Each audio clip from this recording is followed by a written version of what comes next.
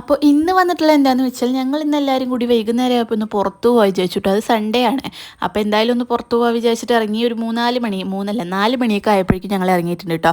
പിന്നെ ഇന്ന് മുനും കൂടി ഉണ്ട് കേട്ടോ. കൂടെ മൂന്ന് കുറച്ച് ദിവസം ഇരിക്കാൻ വേണ്ടി വന്നിട്ടുണ്ടായിരുന്നു.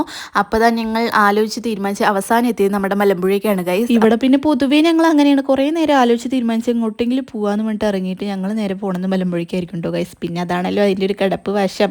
അപ്പോൾ മലമ്പുഴൻ്റെ ഉള്ളിൽ പണിയായതുകൊണ്ട് അവിടെയൊക്കെ പൂട്ടിയിട്ടിരിക്കുകയാണ് കേട്ടോ. ഉള്ളിലേക്കൊന്നും ആർക്കും കയറാൻ പറ്റൂല. ഞങ്ങൾ പിന്നെ സാധാരണ ഉള്ളിലേക്ക് പോകലില്ല. ഒന്നിലേക്ക് ആവാം, ഒന്നില്ലെങ്കിൽ ഇപ്പുറത്തെ സൈഡിക്കാണ് കേട്ടോ വരല്. കാരണം ഉള്ളിൽ പോയാൽ നിറയെ നടക്കാനുണ്ടാവും, പിന്നെ ടിക്കറ്റ് കൊടുക്കണം.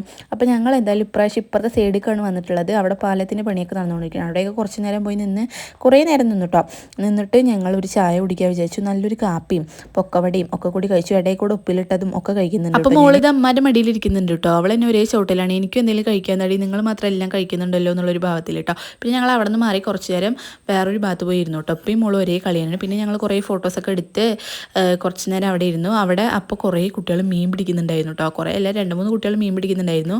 അതിൽ കുഞ്ഞു കുഞ്ഞു മീനും കിട്ടുന്നുണ്ടായിരുന്നു കേട്ടോ. അപ്പോൾ എന്തിനാണ് ചോദിച്ചപ്പോൾ അവർക്ക് പൊരിച്ച് തിന്നാനത്രേ. അപ്പോൾ പിന്നെ ഞങ്ങൾ കുറച്ച് നേരം കൂടി അവിടെ ഇരുന്നു കേട്ടോ. പിന്നെ അവിടെയൊക്കെ കാണാൻ നല്ല രസമുണ്ടായിരുന്നു കേട്ടോ. ആ ഒരു സമയത്തും കൂടി പോയി ഇരിക്കാൻ വേണ്ടിയിട്ട്. പിന്നെ മോളിതാ വെറുതെ ഒന്ന് നടത്തിപ്പിച്ച് നോക്കുന്നുണ്ട്.